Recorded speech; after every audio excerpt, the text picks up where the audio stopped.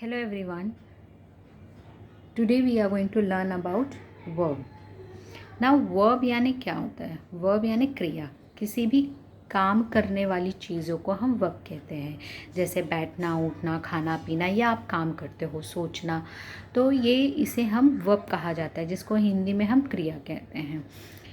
Now there are two parts of verb, that is a main verb and another one is modal verb, auxiliary verb और helping verb. This all threes are same. ठीक है, आप या तो modal verb कह लो, या तो auxiliary verb कह लो, या तो हेल्पिंग वर्ब कह लो. Okay, now there are two parts of verb. Main verb, जो मेन वर्ब यानी क्या होता है, मेन कामों से पता चलता है हमें कि वर्ब क्रिया क्या है. जैसे कि मैंने बताया आपको कि to eat, to play, to read, to go, to come, to sleep. इससे एग्जैक्टली हमें पता चलता है कि कौन सा काम हुआ है. Okay, now next is helping verb. This is a very important verb children. ये बहुत ही कंफ्यूजिंग होता है और इसे समझना बहुत ज़्यादा इम्पोर्टेंस है. नाउ ऑक्सिलरी वर्ब या मेन वर्ब एक ही होता है. इन तीनों को हम एक ही चीज़ें बोलते हैं. जैसे कि इज़, इनमें क्या क्या आता है? Is, am, are, was, were, can, could, may, might, must, shall, will, do, does, did etcetera, और भी चीज़ें इसके अंदर आती हैं. अभी ये जो वर्ब है, ये किस लिए यूज़ होता है? आप कह सकते हो कि मेन वर्ब है ना, ये वर्ब है तो इससे तो पता ही चल रहा है कि खा रहे हैं, पी रहे हैं. तो इनका यूज़ क्या है, ये लगाने की ज़रूरत क्या है? तो इससे हमें दो चीज़ों के बारे में पता चलता है. दो चीज़ हम बहुत इजीली इसको समझ पाते हैं. जैसे कि दो चीज़ें हम इससे समझ पाते हैं. जैसे क्या क्या फाइंड आउट किया जा सकता है इससे. हमें इन शब्दों से हमें पास्ट टेंस, प्रेजेंट, फ्यूचर का पता चलता है. और दूसरा हमें सिंगुलर और प्लूरल का पता चलता है. पास्ट, प्रेजेंट और फ्यूचर का पता चलता है, सिंगुलर और प्लूरल का पता चलता है. कैसे? Let's see. जैसे प्रेजेंट टेंस है. प्रेजेंट टेंस में कौन कौन से वर्ड्स आते हैं? तो is, am, are, has been, do, does, can, should, must, ये प्रेजेंट टेंस में आते हैं. ओके, अभी कैसे हमें पता चलता है कि ये प्रेजेंट टेंस में है? ये जो सेंटेंस है ये प्रेजेंट टेंस में. तो जैसे कि आपने बोला कि I am going to market, यानी मैं मार्केट जा रहा हूँ, यानी प्रेजेंट टेंस है. ठीक है. They all are happy. Okay, वह सब खुश हैं, यानी वह लोग, ये आर से हमें पता चला कि वह खुश हैं. Clear? Is, Ram is writing a letter. तो राम क्या कर रहा है? लेटर लिख रहा है. तो इज़ लगाने से, एम लगाने से, आर लगाने से, डू, डज, कैन, ये सब लगाने से हमें पता चलता है कि इस समय वह काम हो रहा है. ठीक है. दूसरा है पास्ट टेंस. अब पास्ट टेंस में कैसे पता चलता है? तो इनके लिए शब्द क्या है? Was, were, did, had been, could have, should have, must have. इन शब्दों से हमें पता चलता है कि वह पास्ट टेंस. अगर सेंटेंस में ये शब्द आ गए तो हमें क्लियर हो जाता है कि ये पास्ट टेंस के सेंटेंसेस हैं. ओके, जैसे कि राम वॉज स्लीपिंग. तो राम क्या कर रहा था? सो रहा था. क्लियर? तो इन शब्दों से हमें पता चल जाता है कि पास्ट टेंस में है, यानी भूतकाल में है. Next is future. फ्यूचर यानी भविष्यकाल. तो इनके लिए कौन कौन से शब्द हैं? विल हैव टू, शैल. इन शब्द से हमें पता चलता है कि ये क्या है, फ्यूचर टेंस के वर्ड्स हैं. और ये सेंटेंस में अगर ये शब्द आ जाते हैं तो हमें क्लियर हो जाता है कि ये कौन से सेंटेंस है. ये फ्यूचर टेंस के सेंटेंस है, यानी भविष्यकाल के सेंटेंसेस हैं. ओके, जैसे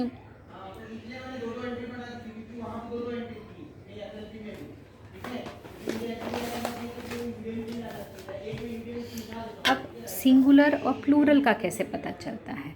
तो चिल्ड्रन, इन शब्द को पहले तो हमने देख लिया कि अगर ये जो भी शब्द हमने पढ़े वो अगर सेंटेंसेस में आ जाते हैं तो हमें पता चल जाता है कि ये प्रेजेंट टेंस में है कि पास्ट टेंस में है कि फ्यूचर में है। अभी हम देखेंगे कि हमें सिंगुलर प्लूरल का कैसे पता चलता है। तो चिल्ड्रन कभी भी सिंगुलर व्यक्ति के लिए is, am, has, was, had, shall और विल का प्रयोग होता है। सिंगुलर व्यक्ति यानी किसी भी एक व्यक्ति के लिए। जैसे मैं राम के साथ में आर नहीं लगा सकती, तो मैं उसके साथ में इज़ लगाऊंगी। या आप आई एम, आई के साथ में एम लगाऊंगी। मोस्टली आई के साथ में एम लगता है, ठीक है। आई एम, आई इज़ नहीं होता, तो आई के साथ एम लगता ही लगता है, ठीक है, प्रेजेंट टेंस में। सो में अगर इज़, एम, हैज़ आ गया यानी किसी एक व्यक्ति के बारे में पता चल रहा है आपको, एक व्यक्ति के बारे में लिखा गया है, या किसी एक व्यक्ति के बारे में अगर आपको बोलना है तो आप इस का प्रयोग करोगे। Ram is, I am, Ram has, Ram was, Ram had. Okay, इस प्रकार के वर्ड को आप यूज़ करोगे। नाउ प्लूरल, प्लूरल यानी बहुत सारों के लिए आपको बात करनी है, तो आप वहाँ पे आर का प्रयोग करोगे, हैव का प्रयोग करोगे, वेयर का प्रयोग करोगे, हैड का प्रयोग करोगे और विल। चिल्ड्रन यहाँ पे वॉज और हैव, वो जो है वॉज और विल, ये दोनों में यूज़ होता है। सिंगुलर के लिए भी यूज़ किया जाता है और प्लूरल के लिए भी इनका प्रयोग किया जाता है, ठीक है। जैसे एग्जाम्पल दे दिया मैंने,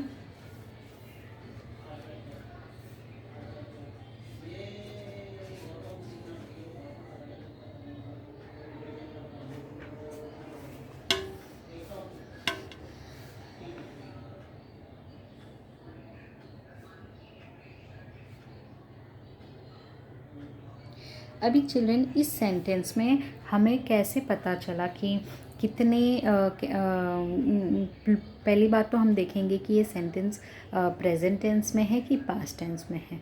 तो ये सेंटेंस आर लगने से हमें पता चल गया कि ये सेंटेंस क्या है, प्रेजेंट टेंस में है, ठीक है। दे आर टॉकिंग, अगर यहाँ पे आर के जगह वॉज होता तो हमें समझ में आता कि ये सेंटेंस पास्ट टेंस में है। और अगर विल होता तो दे, जैसे दे विल टॉक, तो ये होता कि ये फ्यूचर में है, ओके। और अभी तो हमने देखा कि ये सेंटेंस किस में आर आ गया, तो हमें पता चल गया कि ये सेंटेंस किस में है, प्रेजेंट टेंस में है।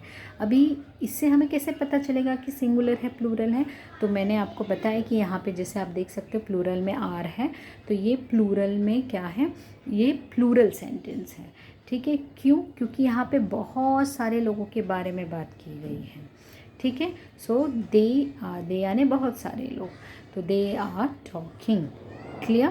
तो इस एक वर्ब की, एक वर्ड से, हेल्पिंग वर्ब से हमें दो चीज़ें पता चलती हैं। एक तो हमें पास्ट, प्रेजेंट, फ्यूचर पता चलता है, और दूसरा जो है हमें वो सिंगुलर और प्लूरल पता चलता है। नाउ चिल्ड्रन, अगर आपको वर्ब क्लियर हो जाता है तो आप टेंस बहुत अच्छे से पढ़ सकते हो, ठीक है। तो इसको पढ़ने के लिए हमें फॉर्म ऑफ द वर्ब्स जानना बहुत ज़रूरी है, यानी वर्ब के जो फॉर्म्स होते हैं वो जानना बहुत ज़रूरी है, जिसको हम first form, second form, third form, fourth form करके ही हम पढ़ते हैं, ठीक है। तो इसका एक टेबल होता है, ये टेबल मैंने बनाया है और ऐसे ही टेबल आपको भी बनाना है, क्लियर। आप सभी लोग देख सकते हो। कुछ एग्जाम्पल्स जो है चिल्ड्रन मैंने दिए हुए हैं, जो कि मैं आपको बता दे सकती हूँ। देखो, अभी यहाँ पर फर्स्ट टेबल, तो ये तो वर्ड्स के टेबल्स हैं, ठीक है। अब फर्स्ट टेबल हम प्रेजेंट फॉर्म में कहा जाता है। जो फर्स्ट टेबल, जैसे फर्स्ट फॉर्म यहाँ लिखा है मैंने, तो ये प्रेजेंट फॉर्म का टेबल है, जिसे हम फर्स्ट फॉर्म कहते हैं। और सेकंड फॉर्म यानी पास्ट टेंस, थर्ड फॉर्म जो है वो पास्ट पार्टिसिपल, और फोर्थ फॉर्म जो होता है प्रेजेंट पार्टिसिपल फॉर्म। और ये लास्ट वर्ड है, ये तो मैंने अंडरस्टैंडिंग के लिए आपको दिया है जिरेन, ये जो कि मैं अभी आपको बताऊंगी क्या होता है जिरेन। क्लियर? सो ये प्रेजेंट के लिए कभी भी जब आप टेंस सीखते हो, टेंस के सेंटेंसेस सॉल्व करते हो, तो वहाँ पे हम ये नहीं कहते कि प्रेजेंट फॉर्म लिखो, पास्ट फॉर्म लिखो। We usually use the word first form, second form, third form, fourth form. Clear? इन शब्दों को यूज़ करो करके, इन फर्स्ट फॉर्म का यूज़ करो, सेकेंड फॉर्म का यूज़ करो, थर्ड फॉर्म का यूज़ करो। ओके, ना फर्स्ट फॉर्म का आप कैसे यूज़ करेंगे? जैसे कि तोड़ना, अभी एक वर्ड हो गया है तोड़ना, तो उसको फर्स्ट फॉर्म प्रेजेंट में ब्रेक कहेंगे। ओके, और उसको सेकंड फॉर्म में हम ब्रोक बोलेंगे, यानी पास्ट टेंस तो ब्रेक का ब्रोक हो जाता है, फिर उसका ब्रोकन, ब्रोकिंग। प्रेजेंट पार्टिसिपल को हम आईएनजी फॉर्म भी कहते हैं, तो उसमें हमेशा हर शब्द में आपको आईएनजी लगा मिलेगा। प्रेजेंट पार्टिसिपल फॉर्म को हम आईएनजी फॉर्म भी कहते हैं, और उसमें ये आईएनजी हर शब्द में आपको लगा हुआ मिलेगा, यानी आपको आईएनजी फॉर्म आ गया है, यानी आपको आईएनजी लगाना है। क्लियर? नाउ तोड़ना, ब्रेक, ब्रोक, ब्रोकन, ब्रोकिंग। चोट पहुंचाना, हर्ट, हर्ट, हर्ट, हर्टिंग। पीना, ड्रिंक, ड्रैंक, ड्रंक, ड्रिंकिंग। खाना, ईट, एट, ईटिंग, ईटिंग। ठीक है? हमेशा थर्ड फॉर्म यानी पास्ट पार्टिसिपल फॉर्म आया तो उसमें ईएन लगता है या पास्ट इसमें आ जाता है। फिर हम लोग अभी फिफ्थ फॉर्म क्या है? चिल्ड्रन। चिल्ड्रन ये भी एक वर्ब के फॉर्म है, लेकिन इसको हम यूजुअली नाउन के रूप में यूज़ करते हैं। अभी आप कहोगे कि ये वर्ब है तो नाउन के लिए कैसे यूज़ करते हैं? चिल्ड्रन कभी कभी कोई कोई शब्द जो वर्ब के हैं वो नाउन के प्लेस पर आता है, यानी सब्जेक्ट के प्लेस पर आता है या ऑब्जेक्ट के प्लेस पर आता है, तो उसे हम नाउन कहते हैं। क्लियर? इसलिए आपको ये भी फॉर्म बनाने हैं। मैं इसका एक जिरेंड का एक एग्जाम्पल दे के बताती हूँ। इसे हम जिरेंड कहते हैं, ध्यान से सुनिएगा। अब इसका एक एग्जाम्पल देकर बताती हूँ।